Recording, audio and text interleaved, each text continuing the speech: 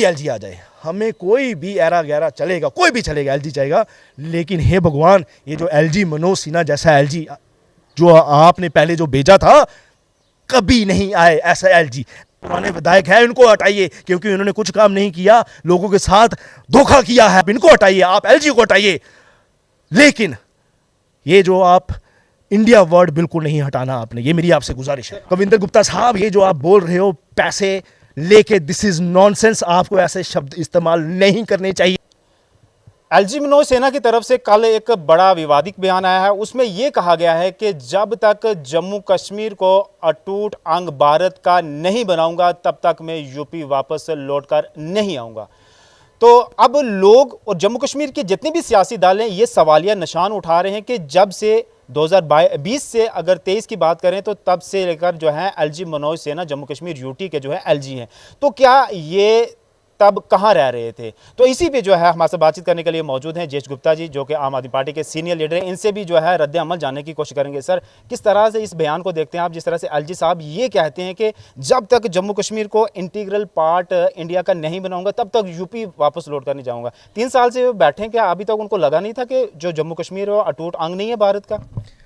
देखिए, ये जो उन्होंने है कि जब तक मैं जम्मू कश्मीर को इंडिया का इंटीग्रल पार्ट नहीं बनाऊंगा, तब तक मैं यूपी वापस नहीं जाऊंगा, it's totally I would say stupid.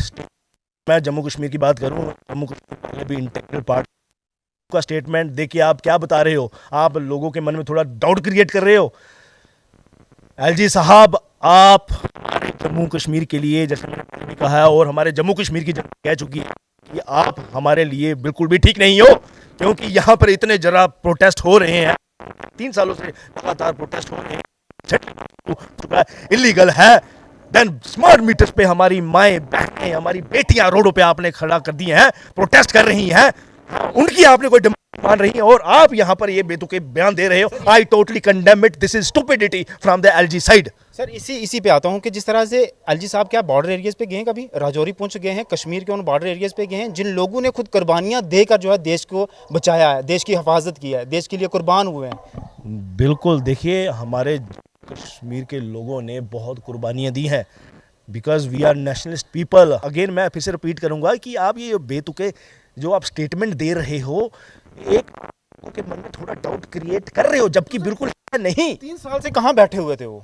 3 साल से एलजी है ना, वो जम्मू कश्मीर से टॉप रैंक पे हो, तो कहाँ बैठे हुए थे वो? देखिए, ये मुझे लगता है किसी और भी दुनिया में है। दैट इज़ वाई आज जम्मू कश्मीर की जनता इतनी परेशान है कि हर कोई कह रहा है, हर कोई जगह जगह प्रोटेस्ट हो रहे हैं, हर कोई कह रहा है LG go back go back. लोगों ने इतना तक कहना शुरू कर दिया है, जो मतलब हमें यूपी वाला नहीं चलेगा, हमें यूपी वाला नहीं चाहिएगा। यही इनकी हरकतों की वजह से ऐसे जो स्टेटमेंट दे रहे हैं, और वैसे भी इतने प्रोटेस्ट हुए हैं, आज लोगों के जो आंसू वो भी सूख चुके हैं। मुझे बताइए, एक भी एलजी साहब, एक भी आपने प्रोटेस्ट को मान्यता दी हो, यानी कि आपने डिमांड फुलफिल की हो? नहीं। रिक्रूटमेंट जगह जगह कैंसिल हो रही है, और आप जगह जगह डंका बजा रहे हो कि मैंने ऐसा कर दिया, वैसा कर दिया। हाँ, आपने कश्मीर में किया होगा, ठीक है, G20 की मीटिंग हुई, बहुत कुछ किया आपने, सुंदरियों के साथ आपने फोटो शोटो खिंचवाई, लेकिन जम्मू डिवीजन की जनता के लिए आपने कुछ नहीं किया। अगर किया होता तो लोग बोलते। आपने हमारी, फिर से रिपीट कर रहा हूं, माएँ बहनों को, बेटियों को आपने रोडों पे खड़ा कर दिया है प्रोटेस्ट के लिए। क्या आपको बिल्कुल भी तरस नहीं आता जम्मू कश्मीर की जनता के साथ?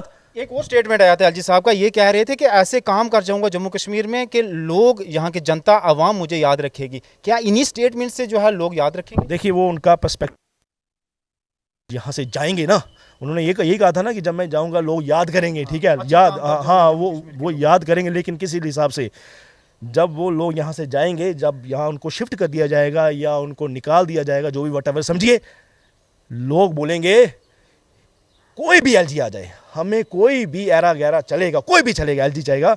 लेकिन हे भगवान, ये जो एलजी मनोज सिन्हा जैसा एलजी जो आपने पहले जो भेजा था, कभी नहीं आए ऐसा एलजी। ऐसा आप हमारे जम्मू कश्मीर की जनता के सामने एग्जाम्पल छोड़ के जाएंगे एलजी साहब? सर, जिस तरह से 18 तारीख से 23 तारीख तक जो स्पेशल सत्र बुलाया गया है, उसमें यह कहा गया है कि एक बड़ा बिल आने वाला है, जिस तरह से इंडिया का नाम बदल कर जो है भारत रखा, इस पे क्या कहेंगे? देखिए, ऐसे स्पेकुलेशन लगाई जा रही है, लोग ऐसे मान रहे हैं, मीडिया मान रही है कि ये बिल है, इसमें हो सकता है कि नाम चेंज कर दिया जाए, भारत हो जाए, यानी कि इंडिया को हटा दिया जाए, ऐसी स्पेकुलेशन है। लेकिन मैं प्रधानमंत्री साहब को कहना चाहूँगा, प्रधानमंत्री साहब, हमारे जो पार्ट 1 आर्टिकल 1 कॉन्स्टिट्यूशन में जो लिखा है वो लिखा है इंडिया दैट इज़ भारत, यानी कि हम इंडिया भी हैं और भारत भी है। ठीक है, आप अपने डॉक्यूमेंट्स में आपने इंस्टेंटली भारत यूज़ कर दिया है तो अच्छी बात है, that is very very good, अच्छा लगता है, अच्छा सुनने में लगता है भारत भारत। लेकिन एट द सेम टाइम हम इंडिया भी हैं। इंडिया यानी कि हम जब से हमने होश संभाली है हम इंडिया इंडिया ही यूज़ कर रहे हैं या भारत यूज़ कर रहे हैं, ऑफ कोर्स ज़्यादा इंडिया यूज़ कर रहे हैं। लेकिन अगर आपने ये हटा दिया, मेरी आपसे गुजारिश है ये इंडिया नहीं हटना चाहिए, क्योंकि अगर आपने हटा दिया इससे बहुत हमें दुख पहुंचेगा, हमारी आत्मा को आहत पहुंचेगी। क्योंकि जब से हमने, फिर से रिपीट कर रहा हूँ, जब से होश संभाली है हमने इंडिया इंडिया इंडिया ही सुना है। और भारत अगर हम जो डंका बज रहा है, हिंदुस्तान का डंका बज रहा है और वहां पर भी इंडिया इंडिया लोग जानते हैं, ये बिल्कुल नहीं होना चाहिए। हाँ, अगर आपको हटाना है, प्रधानमंत्री साहब मैं आपसे रिक्वेस्ट कर रहा हूं, अगर आपको हटाना है, यहां पे कुछ हटाना है, आप यहां पे जो बीजेपी के लीडर्स हैं जो यहां पर कुछ काम करते नहीं, बयान 25 विधायक, पुराने विधायक हैं, इनको हटाइए क्योंकि उन्होंने कुछ काम नहीं किया, लोगों के साथ धोखा किया है। आज दैट इज वाई हमारे जम्मू कश्मीर की जनता बिल्कुल परेशान है। आप इनको हटाइए, आप एलजी को हटाइए, लेकिन ये जो आप इंडिया वर्ड बिल्कुल नहीं हटाना आपने, ये मेरी आपसे गुजारिश है। आखिर मैं ये जानना चाहूँगा, जिस तरह से सरोर टोल प्लाजा को लेकर जो है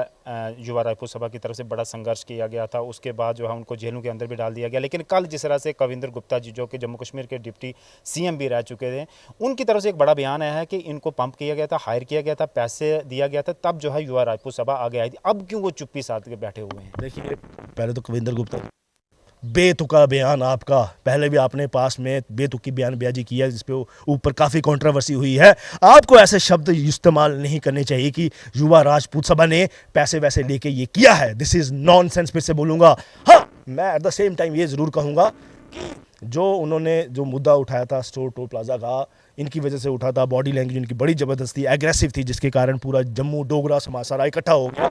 जो बॉडी लैंग्वेज डाउन थी, थोड़ी कम थी, जिस मैं आपको बताऊं युवा राजपूत सवाल लोगों की जो आत्मा पे थोड़ी सी आहत पहुंची है, थोड़े डिसअपॉइंटेड हुए हैं, उनको लगा कि आप पहले बड़े एग्रेसिव काफ़ी लेके जा रहे थे, लेकिन ऑल ऑफ ए सडन आपकी बॉडी लैंग्वेज डाउन हो गई, तो ये एक मैटर ऑफ कंसर्न। लेकिन आप कविंद्र गुप्ता साहब, ये जो आप बोल रहे हो पैसे लेके, दिस इज नॉनसेंस, आपको ऐसे शब्द इस्तेमाल नहीं करने चाहिए, बिल्कुल मत कीजिए आप, क्योंकि ऑलरेडी आप जीरो पे नेगेटिव हो चुके हैं। नहीं तो यकीन मानिए पब्लिक आपका बुरा। चले सर, बहुत शुक्रिया, थैंक यू। तो जिस तरह से हमारे साथ इन्होंने बातचीत की, मुख्तलिफ मसाइल को लेकर बात हुई है। अब आने वाला वक्त ही बताएगा, जिस तरह से युवा रायपुर सभा की तरफ से जो संघर्ष लिया गया था, आज उनकी पीसी भी हुई है, प्रेस कॉन्फ्रेंस में उन्होंने साफ स्पष्ट कह दिया कि हम जो है इस मुद्दे को जो है पीछे नहीं हट रहे हैं, हम कल से फिर से जो है एजिटेशन, हमारा संघर्ष जारी रहेगा। अब आने वाला वक्त ही बताएगा क्या सरोर टोल प्लाजा को हटा दिया जाएगा, बंद किया जाएगा, ये अब देखने वाली बात होगी। फिलहाल जो है आप अपनी राय कमेंट सेक्शन में ज़रूर रखिएगा। धन्यवाद।